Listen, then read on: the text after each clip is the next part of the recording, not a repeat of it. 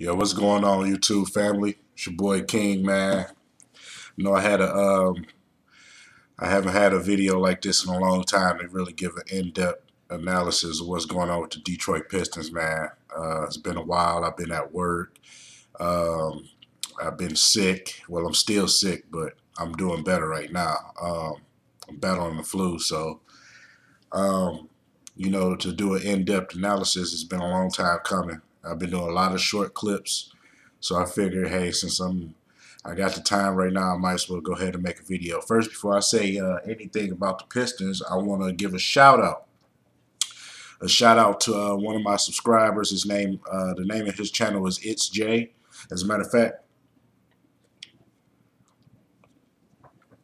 this is his channel. Go subscribe to my man. You know, he got a lot of videos and talk about the Pistons too, man. He's a Pistons fan also, so.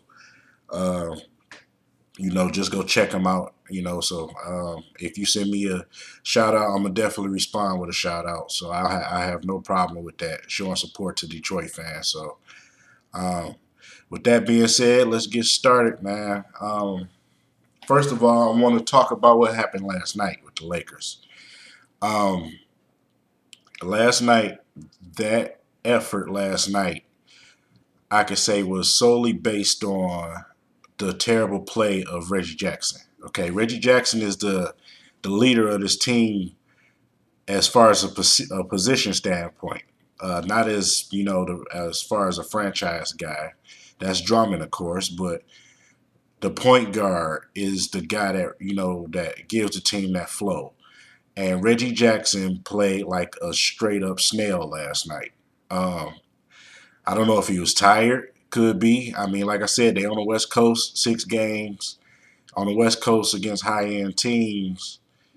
It's not easy, especially for a young team mentally. So, um, yeah, Reggie Jackson I believe, was the root cause of what happened last night. Spencer Dinwiddie played very well last night, which I feel like he should have been put in because Steve Blake is still super garbage.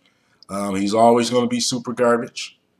Um, I don't even know why they signed that guy in the first place. You could have did better finding somebody young with a little bit of talent. But anyway, the wait for Brandon Jennings is real, man. You know, the wait for Brandon Jennings is definitely real. We need that punch coming off the bench, man. And if Reggie Jackson don't get his shit together, then Reggie Jackson gonna be the punch coming off the bench. I don't care how much money he making. You know, Stan Van Gundy already showed it don't matter about how much money you make. So, man, we definitely need some firepower like Brandon Jennings to come off that bench and to run the team as a point guard. Because the nights like last night, when Reggie Jackson couldn't get it together, Brandon Jennings could have had a chance to get that team flowing.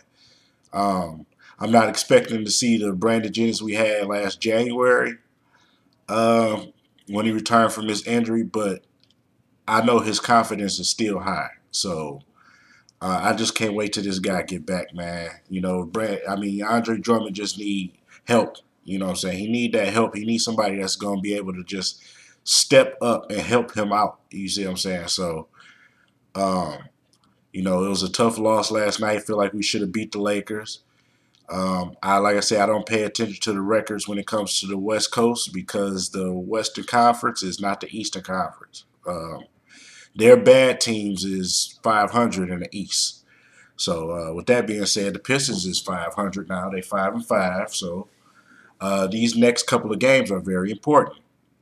I feel like they got a good chance to beat Cleveland.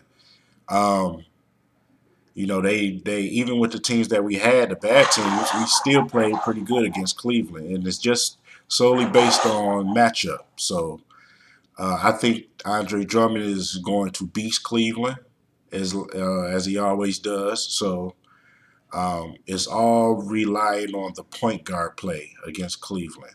The guards got to show up. The point guard, the shooting guard got to show up against Cleveland, man. All Cleveland want to do is shoot jump shots, so they got to be able to defend the 3 too. So, like I said, I think they got a pretty good chance to beat Cleveland, man. But let's go back. Let's go back a few games. to what I was saying in one of my other videos. I want to touch on that again. That game against the Clippers, Stan Van Gundy lost that game for the Detroit Pistons.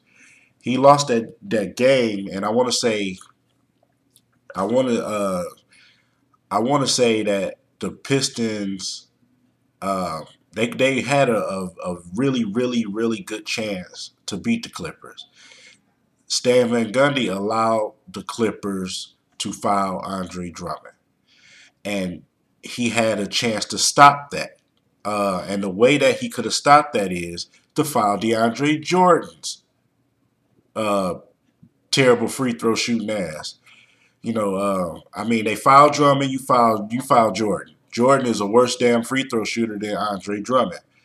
And so for him to elect not to foul him, like I said, sometimes, what coaches get caught up is the pride. You know what I'm saying? I mean, fuck that. I know it's a punkish thing to do, but if they doing it to you, damn it, do it back. I don't believe in, two wrongs don't make a right. I don't believe in that. I believe in an eye for an eye. So I would have did the same thing. I would have fouled the shit out of DeAndre Jordan. And I'm saying that because they kept DeAndre Jordan in the game. So foul him. So they was able to, stop the Pistons basically with those possessions when they fouled Andre Drummond. And instead of stopping them and keeping Jamal Crawford from coming down and shooting three balls in your mouth, and to keep Blake Griffin from doing acrobatic ass stuff around the rim, you decide not to fucking foul DeAndre Jordan. I don't get it. I really don't get it. And substitutions has been a thing with Stan Van Gundy. I don't know what he think half the time when he sub guys. If it was me, Reggie Jackson would have stayed his ass right on the bench. I would have never brought him back in the game because you could tell that he just didn't have it. He didn't have it yesterday. Turnovers has been a problem with Reggie Jackson. Yes, he can score the shit out the ball, but at the same time, he turns it over a lot. And he doesn't find Andre Drummond like he's supposed to. I notice a lot that when Reggie Jackson's running pick and roll, he's greedy. He don't want to throw the lob to Andre Drummond unless it's just absolutely no choice. Andre Drummond is a monster. Why are you not feeding him? That's the thing. That's what I don't get with Reggie Jackson. I know that you got the little money or whatever. I know that you want your own team, but you got to realize this ain't your team. Andre Drummond's the guy. You're not the guy. So, like I said, just something for y'all to keep y'all eye on. I've been watching it for the last, 4 games, and I've been paying close attention to that. Reggie Jackson is keeping that ball away from Andre Drummond. And if you don't believe me, watch a few of the damn highlights of Reggie Jackson's. You'll notice that on the pick and roll, Drummond is cutting to the rim, and he got space to get up there and grab a lob, and Reggie Jackson won't give it to him. So keep your eye on that and see what I'm talking about. But other than that, Marcus Morris, he's a very good player. But some of the shots he's been taking is Carmelo Anthony type shots. The reason why I say that is because he have a guy dead in his face and he still try to fade back and shoot it in their face, when the shot is well contested. You want to get good shots. You want to get open shots. And that's one of the things that you see Ilyasova doing. Even though Ilyasova can shoot the ball more instead of trying to drive it, you notice that with Marcus Morris, man. So, Stan Van Gundy got some things to fix. The coaching staff got some things to fix. You got a lot of young players, man. You got a lot of time. It's the very, very beginning of the season. And this team is going to be good. They're going to be very good. And, these are things that they're just going to have to tweak. And one thing is you're going to have to talk to KCP. KCP has to – his defense is excellent. Excellent defense. But when it comes to shooting the ball in certain situations, he needs to stop thinking about it and just be confident and shoot the damn ball. You notice KCP is hesitant sometimes to shoot from the three-point line. If you got space, shoot that ball. Let people know that you are a threat. Make them respect you a little bit more than you getting right now. But I'm overall pleased with Contavious' play. He's not trying to do too much, but at the same time, I feel like he can do a little bit more. And I'm pretty happy with his play, man. You got Stanley Johnson coming off the bench.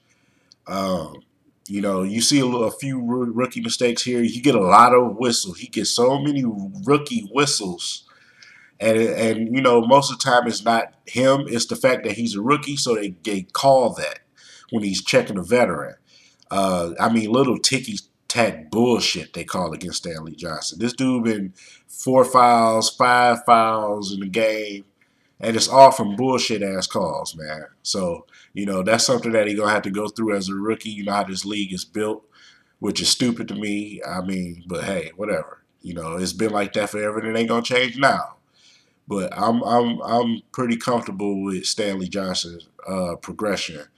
Um, he's going to be a really good player. But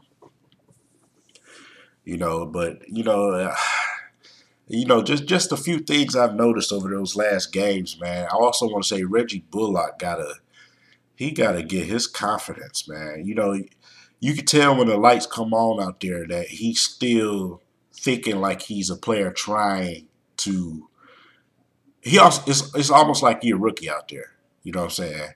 Missing layups and airballing wide open threes. Preseason, he was on fire. And that's why I tell people all the time, don't read too much into the preseason. Preseason, he was on fire. But now when it's game time and you thinking about it, it's a little bit harder. So, I hope you get those jitters off of him, man. We need his shooting, man. A man can shoot the damn ball. We definitely need his shooting, man. So that's something to keep an eye on too, man. I'm also pleased with Aaron Baines. Aaron Baines is a strong dude, man. He's a really strong dude, and he got a nice little touch from 10, 15 feet. So that's a good backup for Andre Drummond. The only thing with him is he's unathletic. And when you put him in and you got somebody like DeAndre Jordan or Anthony Davis or DeMarcus Cousins, it's going to be tough for him to defend that. Um, Maybe okay in a post, but when it comes to making athletic plays, nah. Aaron Baines is not an athletic guy. So in that sense, that takes me back to Stan Van Gundy. Uh, Certain matchup on certain nights, you got Anthony sitting on your bench. Anthony makes athletic defensive plays. He thrives on defense. So you got to get that guy suited up on certain games. You have to have a better and a closer scouting report done when you plan these teams as far as matchup goes. So, Anthony is sitting on the bench, but you playing Aaron Baines. Nothing personal. I know guys want minutes, but hey, man, you're not athletic enough for the Clippers. So, like I said, you got Anthony sitting on the bench. Um, if that's the case, I'll deactivate Steve Blake bum ass and activate Anthony. If you want to, and I'm not talking about Anthony Tyler. I'm talking about Joel Anthony. As far as defensive athleticism goes, Joel Anthony. Steve Blake can stay where the fuck he at on the bench. He is a bum. And people keep trying to support this. This guy is terrible, man. And they need to get rid of his ass. So I can't wait till Brandon Jennings get back. I hope he don't never touch the court again. Because it should be Spencer Dinwiddie. These is the situations where you want a young point guard where you drafted to get experience out there to see what you actually got, man. Still, Spencer Dinwiddie ain't getting, you're not learning nothing about him sitting on the damn bench. So You got to get him out there. You got to let him play, man, while your team is building towards something. You don't want your team to be built already, and then you try to bring this young guy in. Let him build along with Stanley Johnson, along with these young guys, man. So that's what you do. And I was glad to see him in the game, and he had a very, very good game last night. He was very confident. I know he was at home in LA, but that ain't the first time. He did it against Washington last year. He did it against the Bulls last year. He kicked Derrick Rose ass last year. So, I mean, you just got to be smarter, man. The coaches got to stop being so prideful and do a better job with the scout reports, man. But yeah, the Pistons they're going to be fine, man. They're a good team. They are not the same team that they've been over the last few years, man. I know that they had a quick little loser streak, but that's due to the brutality. Let me explain something, y'all. The Pistons have the fourth toughest record in the entire NBA. The fourth toughest record in the entire NBA. That is very hard to get to the playoffs off of. And I still see them making the playoffs. They have a very tough schedule, man. And that West Coast trip was brutal. They played 3 games in 4 nights at one part. So, I mean, come on, man. For all the panicky fans, which I hate the most, just please stop it. Just shut up. I mean, the Pistons, they lose a few games. These cats ready to throw right back in the garbage, man. Don't know shit about basketball. They so comfortable going with the team that's already winning, like Golden State, when you didn't even know who the fuck Golden State was a couple of years ago before Steph Curry. Well, people forgot Golden State was a fucking team before then. So, I mean, these people are comical, man. These so-called fans, you know what I'm saying? It's just like with me, man, with the Detroit Lions. No, I didn't throw the Detroit Lions in the garbage. I don't make videos about them because I'm not gonna waste my breath about stuff people already know already. They terrible right now. So even though they just beat Green Bay, they're horrible. So I'm not gonna keep sitting up here making videos. Yeah, I think they can make, they can do this and that. No, I'm not gonna. No. So when I feel like it's worth it, I'm gonna make a real video. Right now, the Pistons are a good team. They won some, they lost some. They're 500. But right now, it's more rapid. I can do reviews almost every other day with the Detroit Pistons, man. And with the Lions, this season is through for them. A big win like Green Bay is good. They're going to try to win a few more games. But, hey, but that's the NFL. I really don't want to talk about that right now, man. Like I said, man, just keep your heads up, man. All you Detroit Pistons fans, things is going to get better. This team is going to get better. Andre Drummond has a real chance to average what they said is impossible, which is 19 and 19. He has a really fucking good chance of averaging that because dude is getting like double-doubles in the first quarter, man. And that's not hard to keep up for him, to be honest, because he haven't been as good as he can be. So, hey, like I said, sky's the limit for that young man. And, I'm proud of this team still. I'm definitely going to keep supporting my team. And, I hope y'all cats feel the same way. But let me know what y'all think in the comments, man. I know this is a long video, 19 minutes and going. So I just wanted to get it all out, man. At the same time, I know I've been doing quick little snippets. So I guess I'll catch up with y'all cats later on, man. We got Cleveland next. So let's see what happened, man. Let's see if the fireworks pop off. And then after that game, I'll be hitting y'all with an immediate instant analysis. So that's it, man. Your boy King, I'm out of here.